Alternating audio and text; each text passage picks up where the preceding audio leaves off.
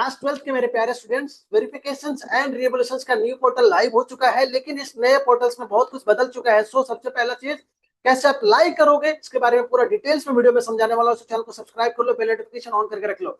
देखिए, सबसे पहले मैं अपना स्क्रीन शेयर करता हूं।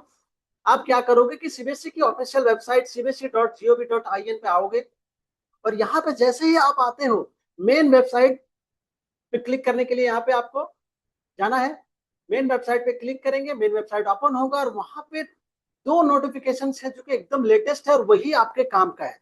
पहला, प्रेस रिलीज। इस पे आप आओगे, इसको मैंने यहाँ पे ऑलरेडी ओपन करके रखा हुआ है।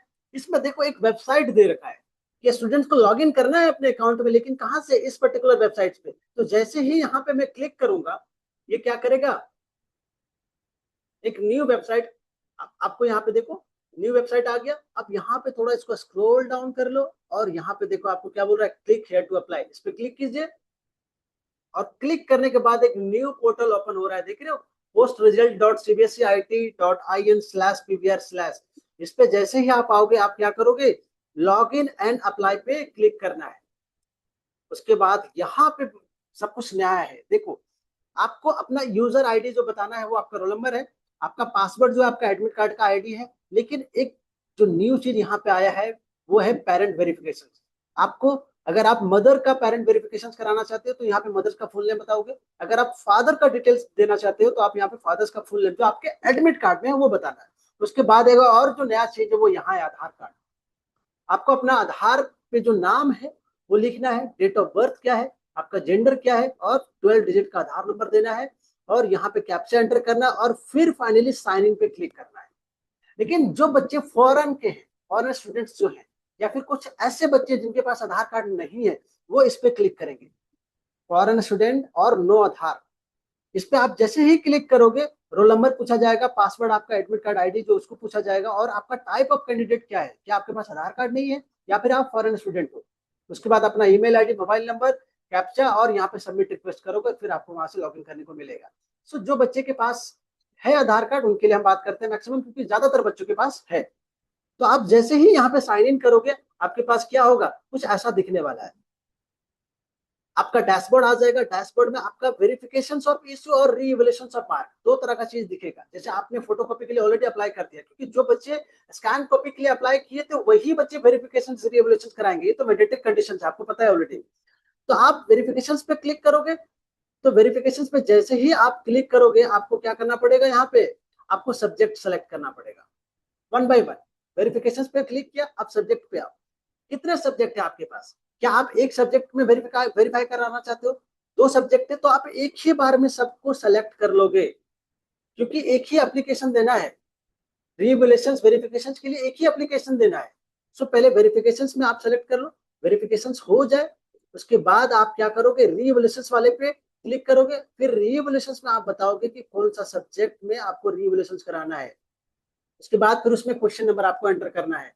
सो मैं आपको बताऊंगा कि वेरिफिकेशन के लिए आपको कब अप्लाई करना है, इसके बाद मेरा वही डिस्कशन होगा। उसके बाद यहाँ पे आपको टोटल अमाउंट हो जाएगा। पेमेंट आप UPI, net banking, debit card, credit card से कर सकते हो, और उसके बाद पे नाउ करोगे और फाइनली क्या हो जाएगा, आपका एप्लीकेशन सबमिट हो जाएगा। आपको एक ही बार पेमेंट करने मिलेगा और एक ही बार अप्लाई करने के लिए मिलेगा। सो प्लीज पहले ही डिसाइड कर लो कि कितना सब्जेक्ट में वेरिफिकेशन के लिए अप्लाई करना है, कितने सब्जेक्ट में रिवैल्यूएशन के लिए अप्लाई करना है। फी आपको ऑलरेडी मालूम है, 100 rupees for one subject verification का, और पर क्वेश्चन 25 रुपीज फॉर रिवैल्यूएशन, आपको पता है ऑलरेडी।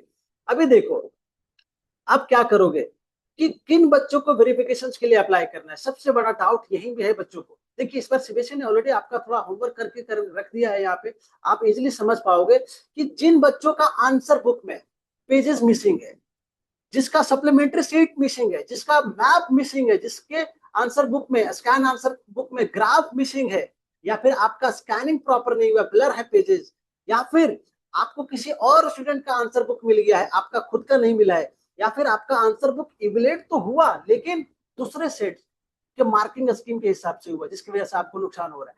तो इन 5-6 केसेस में आपको क्या करना है, वेरिफिकेशन के लिए अप्लाई करना है।